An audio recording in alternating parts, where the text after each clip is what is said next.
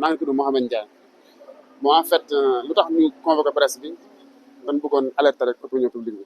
ak surtout les autorités parce que suñu situation dafa xaw a critique ah. Donc man personnellement peut-être ku ci ne mën nga wax sa kii mais personnellement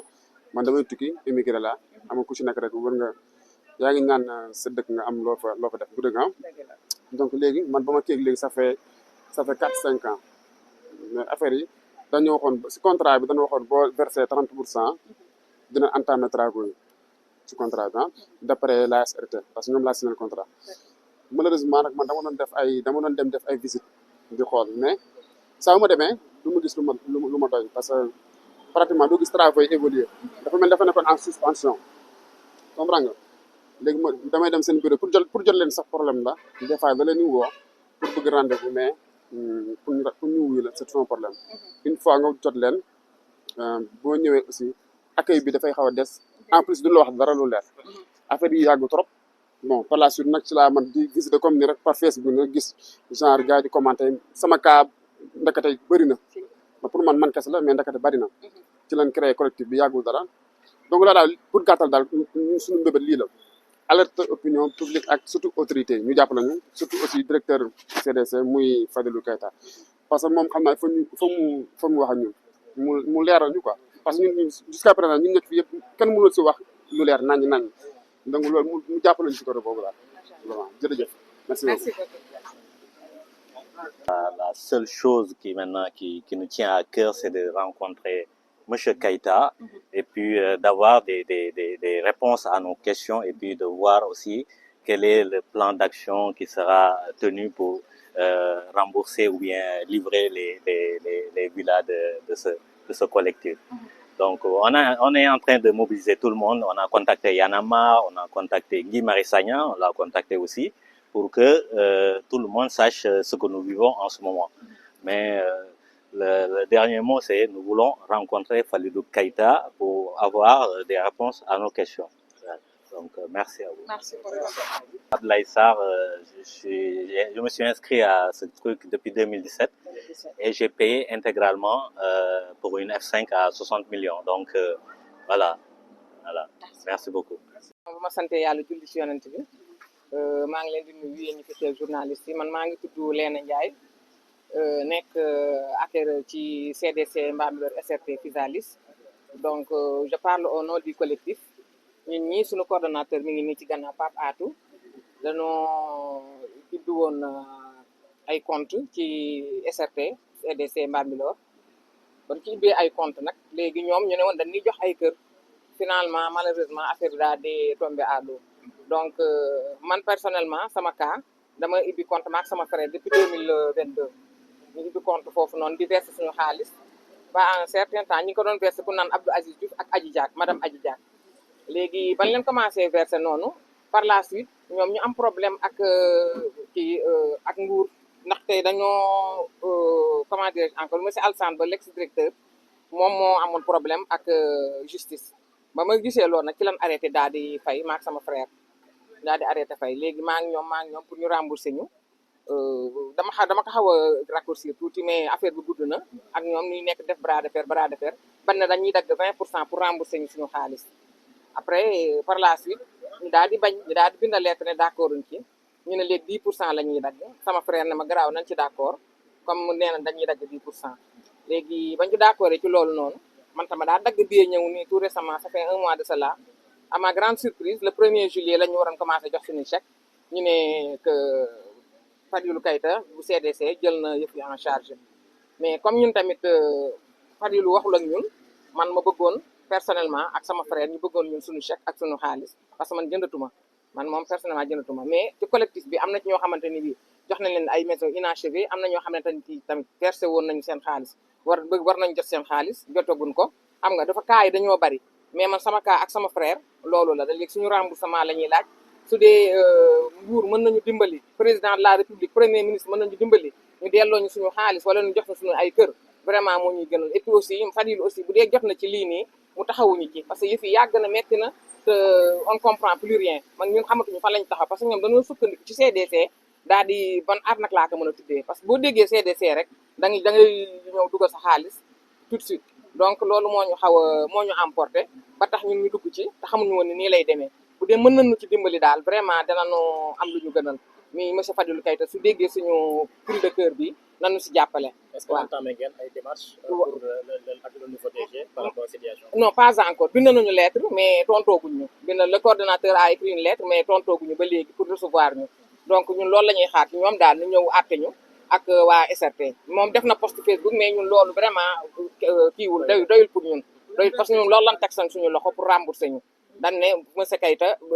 jël na yëf yi en charge il a maintenant 51% ci projet bi mais ñun loolu doyuñu il faut mu recevoir ñu bu dee mën nañu recevoir moo ñuy gënal vraiment ñu gindi ñu daal parce que suñu ay xaalis dañoo liggéey nekk bitim réew di liggéey ay ati at ñu versé suñu xaalis di xaar ay kër ñii di xaar ñu remboursé leen mais rien tout est tombé à l'eau pour ñu mënee dimbali daal 2022 ba 2025 waaw am na ñoo xam ne ñi ci biir collectif bi ñoom depuis 2015 2017 ñu cas yi dañu bari daal ñi jox na leen ay maison inachevée ñi versé nañ seen xaalis ba jeexal tàkk joxaguñ leen kër man versé naa ba ci digg gisatuma lu ma xam ma arrêté ma ak sama frère léegi sama remboursement xaalis laay laaj ak ñeneen donc cas yi dañu bari léegi daal nañu dimbali bu ci autorités yi jotee ñu jàpp ci ñu jox na suñu xaalis wala suñu ay kër waaw parce que ñoom dañoo sukkandiku ci turu CDC lañu sukkandiku ba tax ñu wóolu leen waaw. bi fa Cheikh Issa Sall nekkee moom it est-ce que amoon na ay jéego yu si defoon. Alassane Sall Cheikh Issa Sall Cheikh non man kooku xaw ma ko man maa ngi ñëw en 2022 maa ngi fa fekk Alassane Ba ak Abdou Aziz Diouf et Adji Diak ñoom laa jox sama xaalis ñoom ñoo jël sama xaalis madame Adji Diak non kooku jotuñu gisante woon ba juste ba Kalaajo décédé le DG principal ba mu décédé ci laa ñëw noonu ci laa ñëw mais ba mu arrêté Alassane Ba nag man ci laa arrêté versé parce que gisatuma woon lu ma xam daal kii di xëcc fii kii di xëcc fii maintenant naa arrêté ba gis lu ma xam par la suite ñu dégg lii nii donc man moom ak sama frère dañ suñu remboursement la ñuy laaj. alors bu ngeen doon remboursé yow ak sa frère somme bi ci ñaata la toll. mi ngi toll ci 22 millions. 22 millions waaw 22 millions. d'accord les collectifs bi vous êtes au nombre de combien. nous sommes au nombre de 29. am na aussi beneen collectif boo xam ne ñoom 50 personnes lan il paraît que am na aussi yeneen collectif yi existé mais ñooñu jotuñu leen rencontré xam naa ñoom te ñu ngi doon def ay démarches parce que dégg naa que ñu ngi doon def ay démarches porter plainte ak yooyu man personnellement porté naa plainte au niveau de caserne Samba Diéry Diallo la porté plainte donc maa ngi xaar ba xam nu muy mujjee parce que loolu moo tax ma dagg paas ñëw jógee Italie dagg paas ñëw pour jël si samay chèque après joxagul ma ba léegi def na une semaine ba ma déposé léegi d'ailleurs su ma jógee fii sax fa laay jëm nii damay dem yóbbu complément de dossier. est-ce que yéen a ngi waajal dem rencontrer Fadilou Keita effectivement si coordonnateur bi après dina ci wax moom bind na lettre waaw. dina ci wax daal la ñu bëgg ñu delloo ñu suñu xaalis wala ñu jox ñu suñu ay kër waaw comme Fadilou nee na jël na yëfi en mai ci ñoom lu ñu wax ñun waxagul ak ñun léegi bu dee dégg na suñu cri de cœur bi daal mu recevoir ñu gindi ñu waaw loolu daal la ñuy xaar ci ñoom ci autorités yi. Merci beaucoup, je vous remercie. Du coordonnateur collectif des acquéreurs de Villa nekk coordonnateur du collectif des acquéreurs de Villa de la cité CDC Bambilor comme ni ko soxna leen a expliqué nii ay at a ngi nii léegi ñu ngi daw suñu ginnaaw kër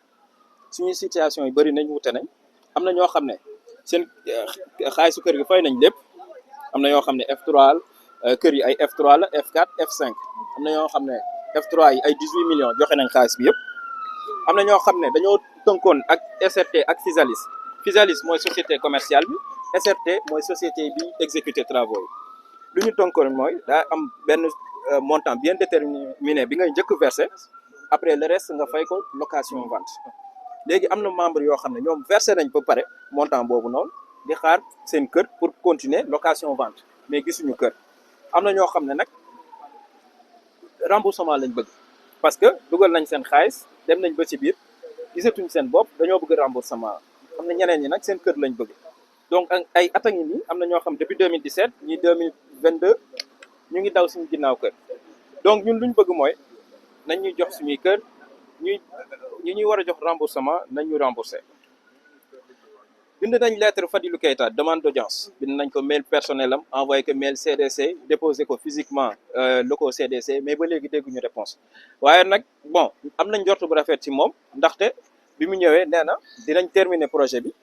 ñu ngi recruter 100 entreprises 100 PME pour ñu yeggali projet bi waaye loolu doyul ndaxte daa am ñoo xam ne comme ni ma leen ko expliqué dañoo bëgg ñu delloo leen seen xaalis am na ñoo xam ne tënk nañ ak SRT ba am seen échéancier pour ñu fay leen seen xaalis waaye bu ñu mujjee dem nee nañ comme que Fadilou Keita jënd mbir yi léegi ñun fayatuñ leen voyez ça avec waa SRT ak waa CDC CDC léegi moo CDC c'était un actionnaire de la SRT mais léegi nag moom mooy actionnaire majoritaire c'est-à-dire léegi moom mooy jël les choses en main léegi ñun dañu bëgg a xam ñii nga xam ne dañoo bëgg ñu rembourser leen seen xaalis CDC léegi lan lay proposer wala nan la ñuy régler suñu problème nan lañ koy saafara réponse yu bëri yooyu noonu dañu bëgg CDC indil ñu si ay tontu comme que léegi ñoom ñoo jël les mbir en main moo tax ñu bëgg a rencontrer Fadilou Keita donc projet bii nii ça nous tient à cœur parce que nit ñi ñu si bëri si waa diaspora bi lañ imaginel nga dem bitim réew liggéey fa ay at dajale say millions ñëw am sa projet pour dellu établir sa dëkk nga ñëw ak sa njaboot ñu ne la amoo fi kër alors que versé nga ay millions am na ñoo xam ne 45 millions lañ versé ñii 30 millions ñii 20 millions vous imaginez ça am na ñoo xam ne dañoo jël prêt bancaire nga jël prêt bon nga jàpp ne tout en ayant en tête que su ma jëlee prêt bon ñetti weer 6 mois maximum dinaa am sama kër ma dem dëkk fa ak sama njaboot ngay toog di xaar ay at banque bi di la dagg ngay fay location est-ce que vous imaginez ces préjudices là situation ba nit ñi di dund donc looloo tax ñu ne mënatuñ muñ sonn nañ ça fait des années ñu ngi ndaxanteeg ñoo pour ñu jox ñu suñu kër looloo tax tey ñu convoqué presse bi pour sensibiliser nit ñi suñu situation et puis alerter les autorités comme que autorités yi nee nañ dañuy jubanti lii jubul donc dañuy xaar ñu jubanti ñu suñu situation bi et puis ñun demandons pas des faveurs suñuy droit la ñu bëgg ñu respecter ñu ko donc looloo waral suñu tànk. alors bi fi nguur gi ñëwee amoon na arrêté bu mu jëloon maanaam lépp luy suuf biir Ndakaaru jàpp Bambilor wala lotissement ñu daal di koy dakkal ba keroog ñu daal di koy saytoo pare est-ce que loolu jàppoo ni mën na nekk benn gàllankoor par rapport ak seen bëgg. bon man personnellement yooyu noonu ñun ça ne nous intéresse pas ñun lu ñu intéressé mooy dañoo amoon benn accord versé nañ lu ñu war a versé dañoo war a respecter ñun suñuy promesse parce que ñun bi ñuy commencé lii bien avant nguur gi di ñëw la comme ni ma la ko expliqué ay 2022 2017 2015 donc loolu ce n'est pas une excuse kër yi waroon na pare bu yàgg waroon nañu ko jox bu yàgg léegi collectif bi ci boppam déposé wul plainte mais de façon individuelle am na membre yu bëri yu déposé plainte section de recherche mais ba léegi point commun bi kenn si ñun jotagul kër et puis am na ñoo xam ne ay kër yu yeggul lañ leen livré am na suñu benn membre boo xam ne dal bi sax mu ngi bëgg wodd donc yooyu yëpp bëgg nañ CDC wax ñu comment ils vont régler ça parce que fekkee ay yeggali kër la yooyu mettiwul donc nañu jox une échéancier nañu bon ñi nga xam ne seen kër yeggul telle période dinañ leen jox seen kër ñi nga xam ne amaguñ fay nañ seen xaalis joxaguñ leen kër nañ leen wax kañ lañ leen di jox seen kër donc il faut une communication beaucoup plus claire quoi mais pas juste nañu bon projet bi léegi mu pare discours boobu ñu yàgg nañ ko dégg ay at a ngi nii ñu ngi ñuy wax kër yi léegi mu pare oui dafa am quelques lenteurs et cetera bon c'est pas suffisant bien que nous ayons benn présomption de bonne foi à l'égard de monsieur Keita Fadilou Keita ak CDC mais voilà am nañ question yu bëri yoo xam ne amul réponse ak aussi remboursement est-ce que ñëpp dinañ leen rembourser est-ce que ñëpp dinañ jot ci kër yi bon voilà on ne sait pas. mais ngeen nekkoon ba heure bi soog a dénoncé aussi loo xamante ni ça date de 2016 2017 ba 2025. bon ni ma expliqué la parce que de façon individuelle nit ñi dañ daan dem CDC ñi voilà ku nekk di régler problème bi à sa façon depuis des années mais récemment lañu retrouvé wu par le biais d'une publication Facebook on a ñu gis ci commentaire ñu bëri ñuy ñëw ne ñuy ñaxtu ne effectivement ñoom tamit ñu ngi ci situation bi nii après si la ñuy door a créer collectif bi ñu ko créé yàggu na bu matul weer sax bi ñu créé collectif bi matul weer donc looloo tax ñu ne on va mener le combat ensemble pour avoir gain de cause voilà. Merci beaucoup. Ok, je vous en prie.